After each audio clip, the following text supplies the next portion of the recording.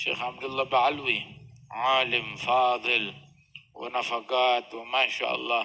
ما حد ينفق على مسجد بعلوي مثل شيخ عبد الله بعلوي.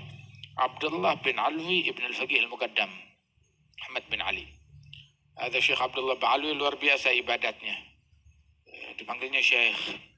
Itu pun beliau kalau dipanggil ya Syekh Abdullah marah. Bilang lah itu Syekh itu buat orang yang ilmunya banyak. Yang kewaliannya tinggi. Saya bukan siapa-siapa, nggak mau dipanggil Syekh. Ya Syekh, bilang Syekh, bapakmu yang Syekh, aku mah bukan Syekh. Aku bukan siapa-siapa. Subhanallah. Radhiyallahu anhu warḍah. Syekh Abdullah Ba'alwi marah deh kalau disebut begitu. Marah. Gak suka disebut Syekh, maksudnya dipanggil dengan panggilan penghormatan, pengagungan. Gak kayak orang sekarang, ada orang salamannya nggak beres, dikit aja mau gali ladap dia salamannya. Begitu ciumnya nggak disedot. Lu kira vakum cleaner apa itu hidung? Sayyidina Al-Aidrus dia bilang, dikiranya saya senang ada orang cium tangan sama saya. Lah, yang mencium tangan saya seolah-olah memberi itu tamparan buat saya, bagaikan menampar wajah saya. Ya, ada beberapa muhibbin sampai cium kaki, itu bagaikan mencongkel mata saya. Nggak suka dicium. Subhanallah. Kenapa nggak suka? Merasa dirinya nggak pantas. Itu kalau kita minta ijazah, dulu minta ijazah kepada para ulama kita, para habaib kubar, usianya udah mau 100 tahun, minta ijazah kepada para ulama tersebut. Dia bilang, lastu ahlan an ujaz, fadlan an ujiz. Saya nggak punya keahlian untuk menerima ijazah.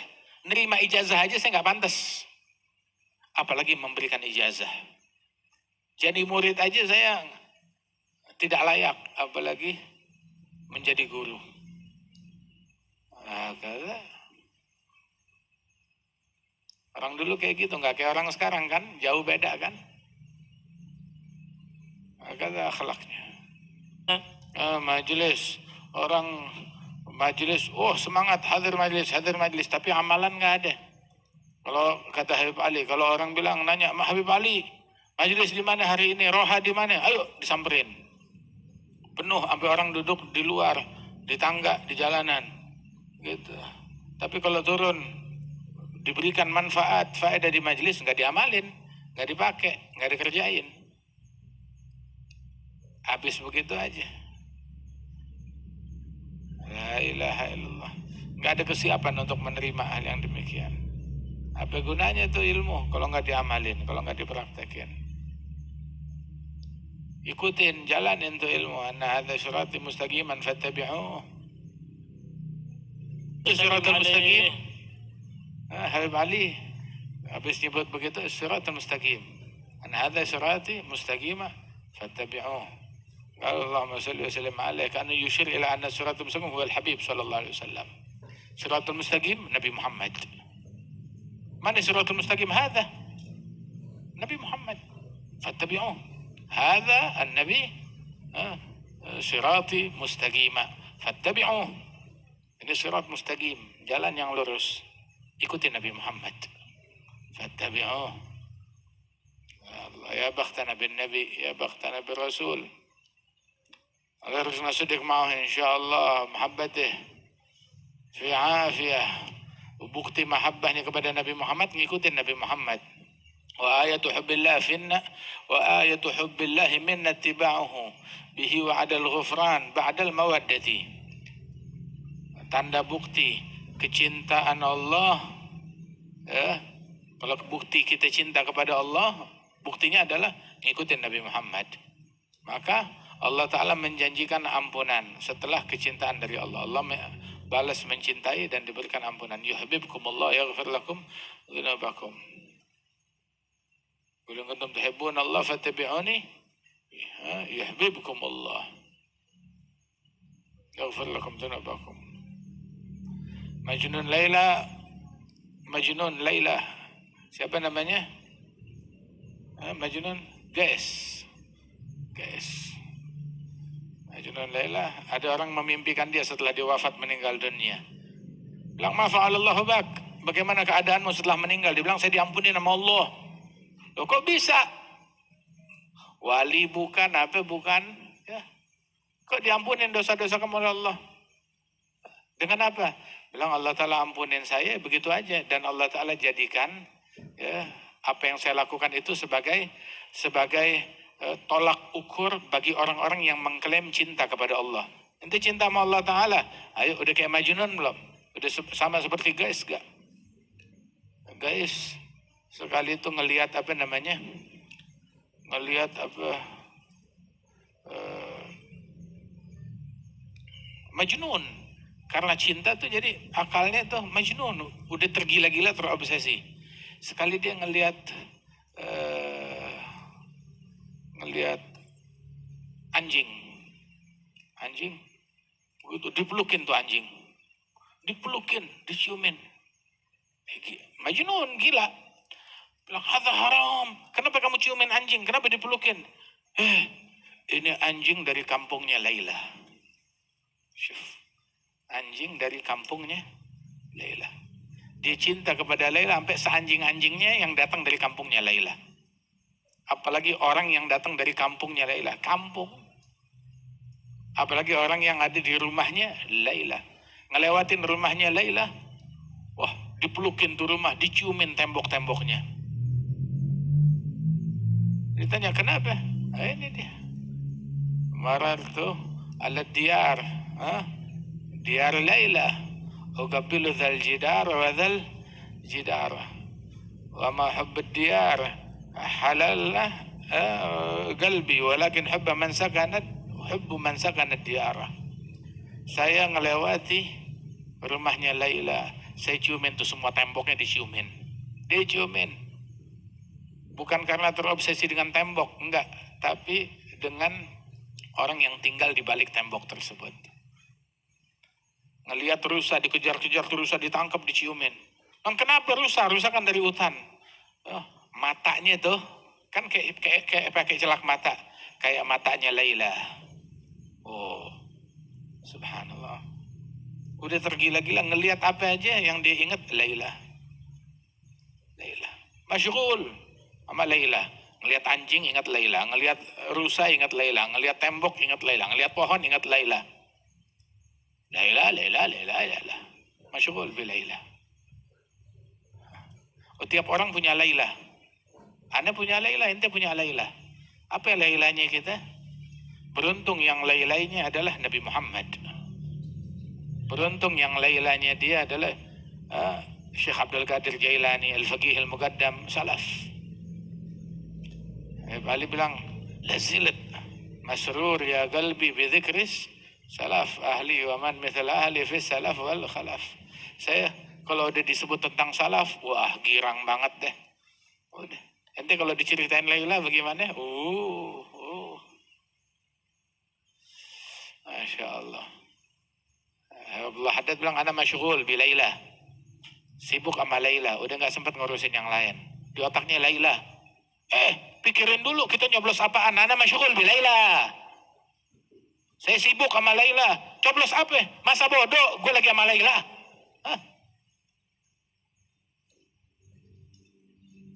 Tanya pilih siapa? Laila.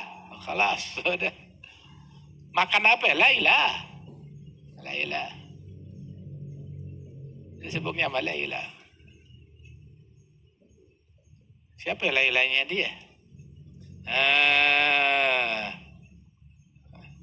Siapa Lailanya dia? Dia bilang ana masyghul bi Laila an jami'il kauni jumlah. Dari sibuk sama Laila sampai enggak ngeh, bukan cuma sama jabatan, sama harta, sama tahta, sama duit, sama mobil, sama motor, sama baju. Lah. Tapi sama apa? Begitu an jami'il kaun. Dari semua makhluk udah sibuk sama Laila. Sibuknya sama Laila. Ya Allah.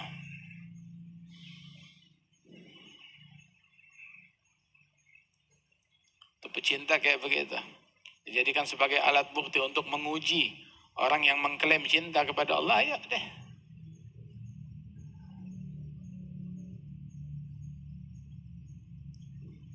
Orang sibuk sama Romeo Juliet, Romeo Juliet. Aduh.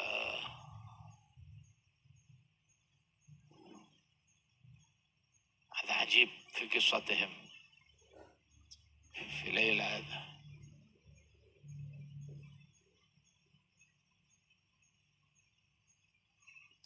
Dia si guys yang dicintai makhluk, tapi bersungguh-sungguh dalam mencintai makhluk sampai kayak begitu.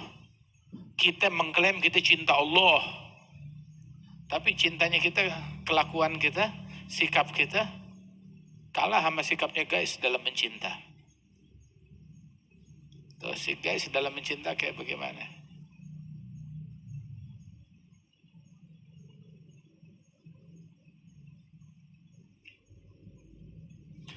Itu Junaid bilang saya di hadapannya sedang tidur bareng sama Sri As-Sagati.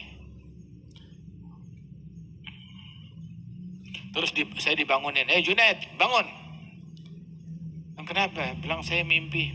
Seolah-olah saya ada di hadapan Allah. Terus Allah Ta'ala bilang sama saya, ya Sri, wahai hambaku, saya menciptakan makhluk. Semua makhluk mengklaim kalau mereka cinta kepada saya. Terus semuanya mengklaim kalau cinta kepada saya. Maka saya ciptakan dunia. Begitu saya ciptakan dunia, pada kabur dari saya. 90%-nya kabur ngejar-ngejar dunia, ninggalin saya. Yang tersisa 10%. Udah gitu saya ciptain sorga. Begitu saya ciptakan sorga, itu yang 10 itu, yang 10% itu pada kabur ngejar sorga. Yang tersisa ya 1%. Yang 1% itu tetap setia sama saya. Udah gitu saya ciptain neraka. Maka dari yang 1% itu 9 bagiannya lari meninggalkan saya. Sibuk takut sama neraka, ditinggalin saya. Sisa yang 1 bagian. Yang 1 bagian itu maka saya ciptakan tuh 1 titik dari bala. Saya uji mereka. Yang 1 bagian itu kabur 90%-nya dari 1 bagian itu. Yang tersisa ya hanya 10% dari 1 bagian tersebut. Maka saya bilang kepada mereka ini yang tersisa, la dunya aradtum walal jannah akhadtum wala minan nar farartum wala minal bala harabtum. Kalian yang masih tersisa bersamaku, dunia nggak kepengen, nggak tergiur sama dunia. Sorga juga tidak membuat kalian ninggalin saya. Bukan juga karena takut dari api neraka. Bukan juga karena kabur dari bala dan musibah. Apa sih yang kalian mau? Kok masih tetap sama saya? Maka itu orang-orang bilang, innaka la ta'lam ma nurid. Ya Rabb, engkau tahu apa yang saya mau, apa yang kami mau.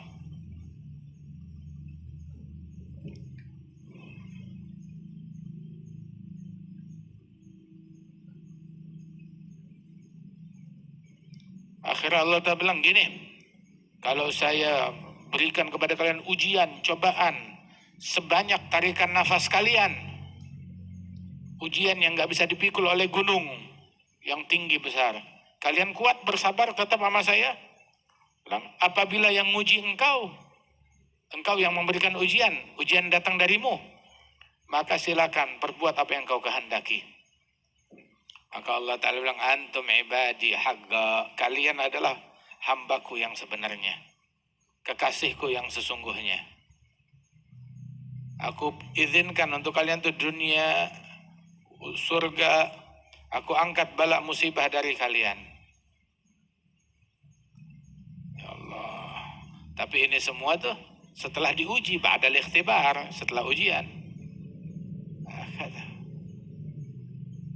Setelah diuji. Ujian tuh bikin hubungan hamba sama Allah makin manis. Harusnya. Siapa sih orang yang nggak diuji? Semua dapat ujian. Ujiannya beda-beda. Tapi jangan gara-gara ujian jadi ninggalin Allah. Kalau gara-gara ujian jadi ninggalin Allah Ta'ala, ya udah gagal duluan. Tanda orang cinta kepada Allah, ya, tanda orang yang cinta kepada Allah adalah dengan mencintai para wali-walinya Allah. Tanda orang yang dicintai oleh Allah adalah para wali-wali cinta kepada dia. Kalau engkau cinta kepada Allah, apa buktinya? Mencintai para wali-walinya Allah. Cinta kepada para nabi-nabi, cinta kepada salihin, cinta kepada Nabi Muhammad, kepada sahabat Nabi, keluarga Nabi, pewaris Nabi, cinta kepada umatnya Nabi Muhammad, cinta kepada para aulia salihin. Itu bukti kita cinta kepada Allah, dibuktikan dengan itu. Dan tanda Allah cinta kepada hambanya dengan kita menjadi orang yang dicintai oleh para aulia wa salihin. Nah, itu baru.